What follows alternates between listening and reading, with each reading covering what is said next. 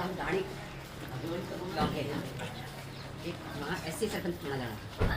ने पहले वो मुंडाड़िया रखी है, तलाक नहीं हुआ, दूसरी से शादी करी। तो इसमें हम चाहते हैं कि जांच हो और जांच हो। शेड्यूल कास्ट को गांव में सरपंच नहीं बनने देते, विधानसभा में एमएलए नहीं बनने देते। ये उन लोगों की प्री प्लान। नमस्कार, आप देख रहे हैं सबके बोल लगातार तमाम बड़ी चरखी दादरी के कोर्ट परिसर के कॉम्प्लेक्स के पीछे पार्क है, वहाँ पर मौजूद है।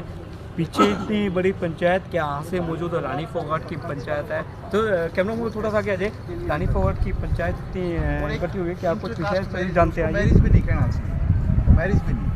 जो बात आई हुई है उसके अनुसार ये है कि उसने पिछला डाइवोर्स दिए बिना यहाँ पे वो रह रही थी। एक तो ये है, दूसरी ये है कि उसकी जो वोट बनी है वो भी बहुत लेट आवर्स में बनी है, और वो प्रशासन के उसमें चाहे डीसी साहब मिले हुए हैं, चाहे कौन मिला हुआ है, डीसी हेड हैं तो वहीं जिम्मेदार हैं।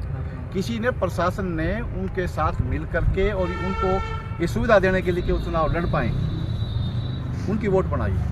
और ये साफ तरह ये एक जो है ना शेड्यूल कास्ट के हितों के ऊपर डाका है, ये डकैती है कि आप फर्जी डॉक्यूमेंट्स के आधार के ऊपर और एक उसके अपनी कैंडिडेचर बना करके और आप चुनाव लड़ रहे हो।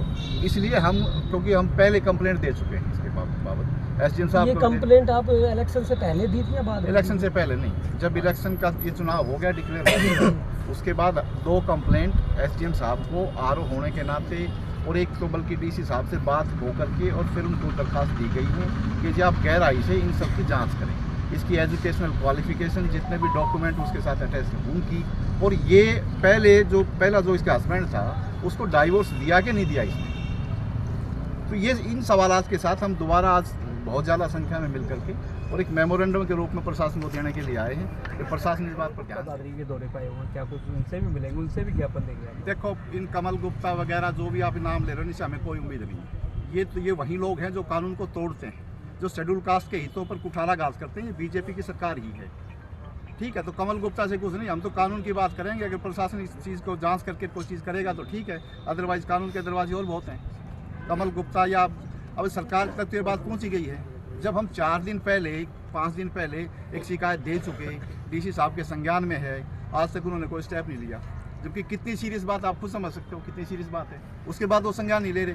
तो सरकारें तो मिली हुई हैं, और मैं तो बल्कि ये कहता हूँ कि सारी जो सिस्टम है ना, ये इसके पीछे संग है।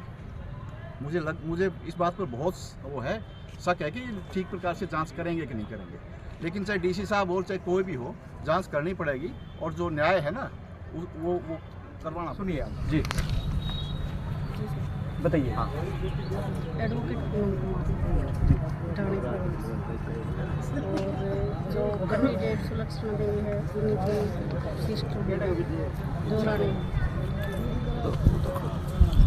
इस विषय में मैं ये कहना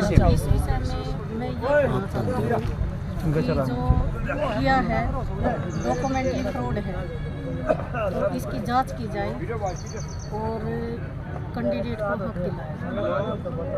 किसी तरह किसी प्रकार के जो सरपंच चुनी गई है वो गांव की बासिंदा ही नहीं है, उन्हें फ्रॉड करके वोट बनवा ली। अगर इसकी सारे की निष्पक्ष जांच हो तो कई अधिकारी इसमें लपेटे में आएंगे।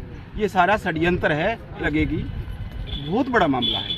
और दूसरा मैं ये कहूँ कि ये सारा का सारा कुछ लोग जो शेड्यूल कास्ट को गांव में सरपंच नहीं बनने देते, विधानसभा में एमएलए नहीं बनने देते, ये उन लोगों की प्री प्लान है।